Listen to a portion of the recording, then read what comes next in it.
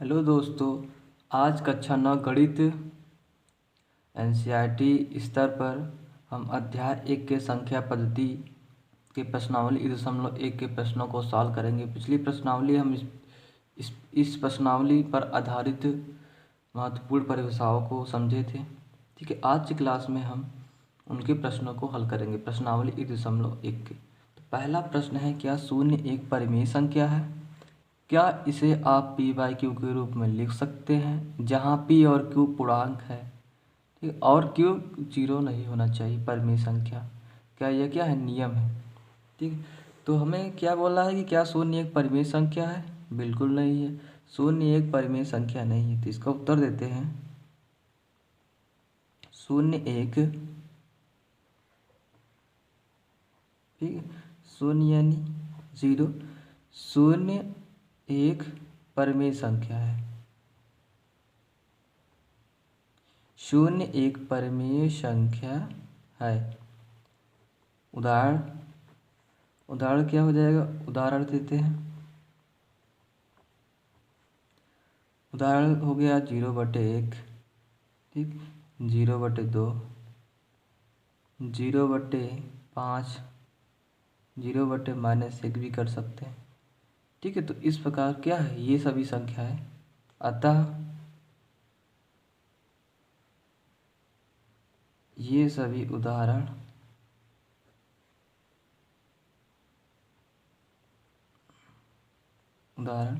परिमेय संख्या है। क्या है? परिमेय संख्या है।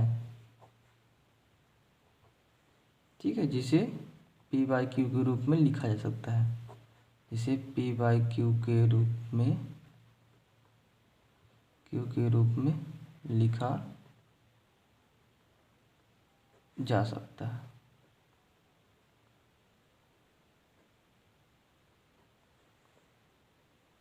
तो प्रश्न देखिए, सब पूरा हो गया कि नहीं? क्या शून्य परिमेय संख्या हो गया है? एक परिमेय संख्या है। क्या इसे आप पी बाई क्यू के रूप में लिख सकते हैं? उदाहरण द्वारा समझा दिया गया। जहाँ पी और क्यू क्या है? पूर्णांक है। तो पी यानी ये पी क्या है? ये भी पूर्णांक है।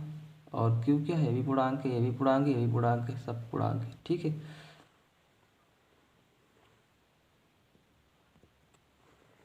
दूसरा प्रश्न है, 3 और 4 के बीच में 6 परिमेय संख्या ज्ञात कीजिए। 3 और 4 के बीच में 6 परिमेय संख्या ज्ञात कीजिए। ये 3 और 4 के बीच में अनंत परिमेय संख्या होती है। 3 और 4 के बीच में अनंत परिमेय संख्या होती है। इसको नोट्स द्वारा हमने बता रखा है, जो कल बताया गया था। 3 और 4 में 3 और 4 के बीच, ठीक, 3 और 4 के बीच अनंत परिमेय संख्या होती है।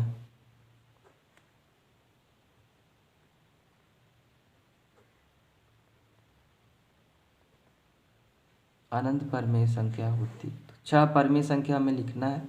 ठीक है, इसको ज्ञात करते हैं। कि इसको ज्ञात करने का एक विधि है। 3 को लिख दिया इस प्रकार से। अब इसको दो भागों में तोड़ते हैं, हम लिख देते हैं 21। ठीक है, 21 लिख दिया। अब 21 में हम क्या भाग करें कि 3 आ जाए, तो 3 से भाग कर देते हैं, 7 से भाग कर देते हैं, तो 3 आ जाएगा। ठीक है, इसी प्रकार 4 को भी करते हैं। जो करेंगे दोनों उसी विधि से करेंगे। ठीक है, तो 4 को किया, 4 को क्या लिख सकते हैं? 4 को लिख सकते हैं हम लोग 28। ठीक है, 7 से भाग करने पर 4 ही प्राप्त होगा। तो इनके बीच में अब 21, ठीक है, बटे 7 और 28/7 के बीच की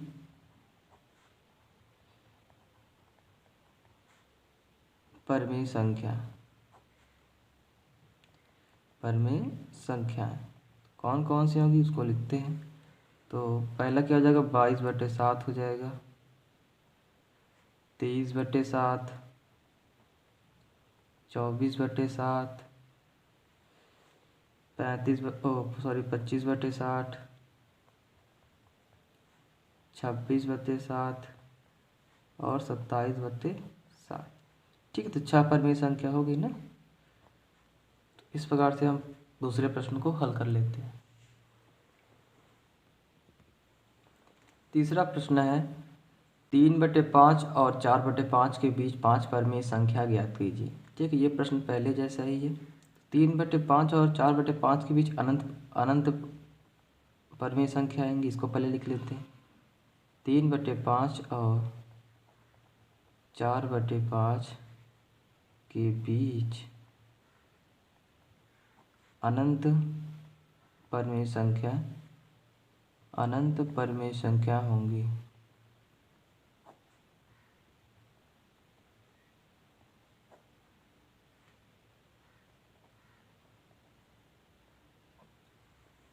ठीक है, इसको विधि द्वारा ज्ञात करते हैं। देखिए क्या करेंगे, यहाँ पे 3 है। ठीक है, 3 को हम क्या लिख सकते हैं, 30/5 लिख सकते हैं। ठीक है, और इसको क्या लिख सकते हैं, और इसको लिख सकते हैं 40/5, सॉरी 50। ऊपर नीचे तो 10 से गुणा कर देते हैं, तो इनके बीच में आने वाली संख्या है। ठीक है, वो परिमेय संख्या हो जाएंगी। इनके बीच आने वाली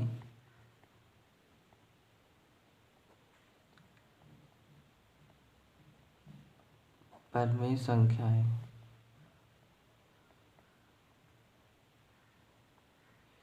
ठीक, तो 31/50 हो जाएगा, कॉमा 32/50, 33/50, 34/50, 35/50।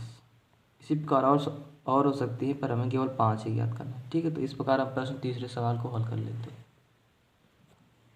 चौथा प्रश्न है सत्य है या असत्य बताना है और कारण के साथ अपने उत्तर का औचित्य भी बताना है। ठीक, तो पहला है प्रत्येक प्राकृतिक संख्या एक पूर्ण संख्या होती है।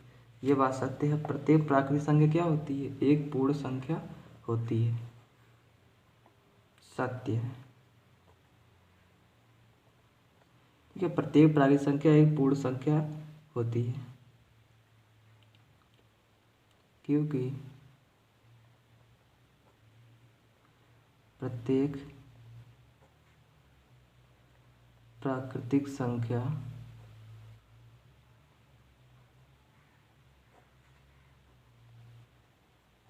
पूर्ण संख्या होती है।